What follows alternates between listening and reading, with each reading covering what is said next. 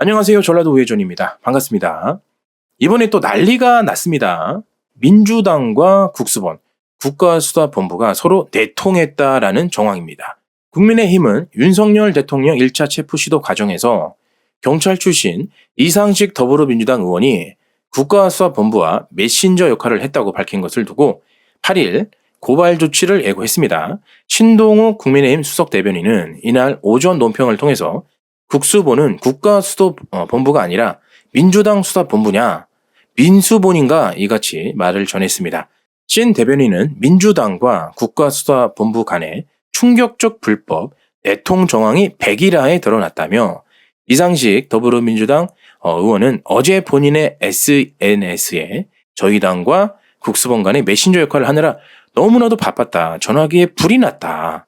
이런 식으로 사실상 민주당과 국수본 간의 불법 내통 정황을 스스로 자백한 꼴이 되고 말았습니다. 자, 그러면서 이상식 의원이 스스로 밝힌 대로 내가 민주당과 국수본 간의 메신저 역할을 하면서 전화통화와 회의를 했다는 취지의 글이 만약에 사실이라면 이는 사실상 공무원의 정치적 중립을 규정한 헌법 위반이자 경찰 공무원법 위반, 직권남용, 심각한 불법 행태라고 할 수 있을 것입니다.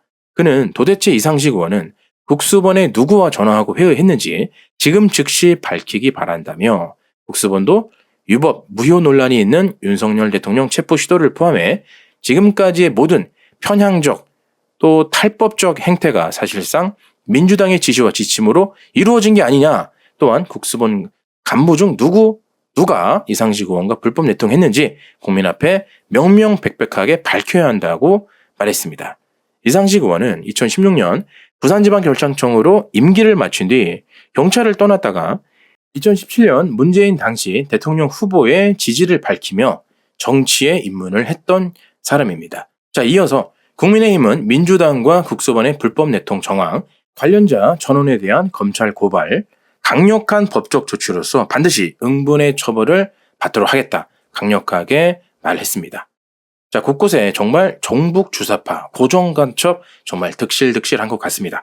자, 이상식, 우종수 밀접한 관계라는 말이 있기 때문에 반드시 서로 간의 조사를 꼭 해봐야 될 것 같습니다. 지금 법이 통하는 시대가 아니고 법이 있는 나라냐 온갖 불법, 위법, 탈법으로 점철된 탄핵 사건도 너무나도 많고 정말 누구를 위한 탄핵인가, 누구를 위한 무력 사용인가, 국민의 저항권에 직면하게 된다면 직무위기 정도가 아니라 내란죄와 국가정치권과 함께 아마도 민주당을 처벌해야 될 것 같습니다. 이참에 정말 내란 선동하는 간첩들도 모조리 다 잡아 쳐넣어야 될 것 같습니다.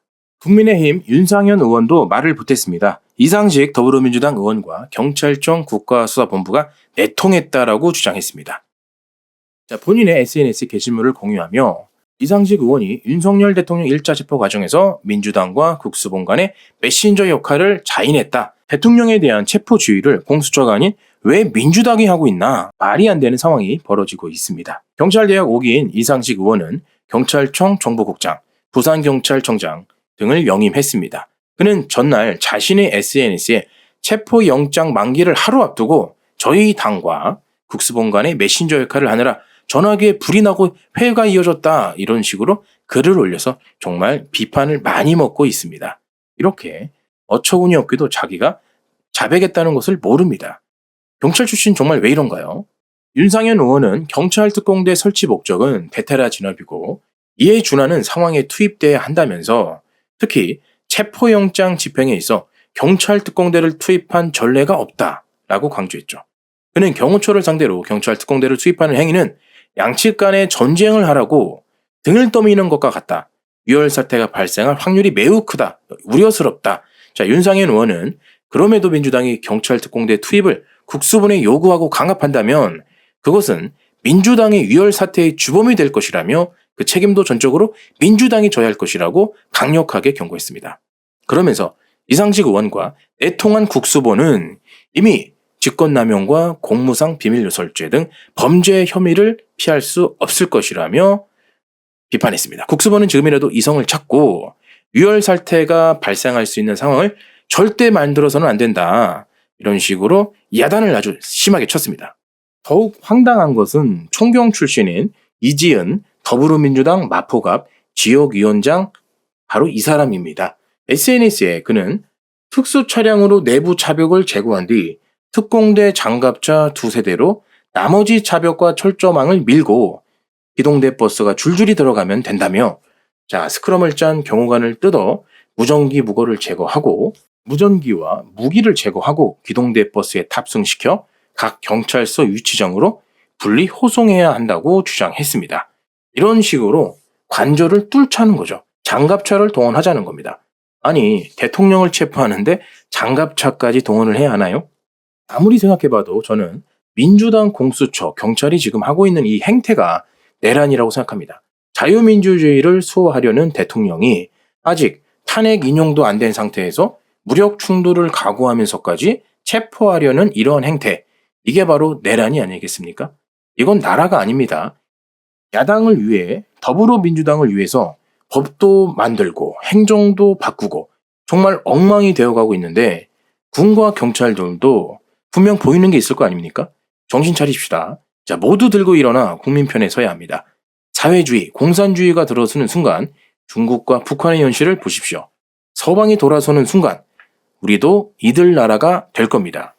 더불어민주당이 계속해서 저런 식으로 법을 바꾼다면 또 만행을 부린다면 결과가 어떻게 될까요? 헌법 위에 있는 게 바로 국민저항권입니다. 그들은 국민저항권을 맞이하게 될 거라고 생각합니다. 계속해서 민주당은 계속해서 불법 행위를 저지르고 각 기관들 다 지금 오염시키고 타락시키고 있습니다. 나중에 저 죄를 정말 어떻게 감당하려고 하는지 욕심이 잉태한 즉 죄를 낳고 죄가 장성하여 사망을 낳게 된다는 성경 말씀이 떠오르네요. 감사합니다.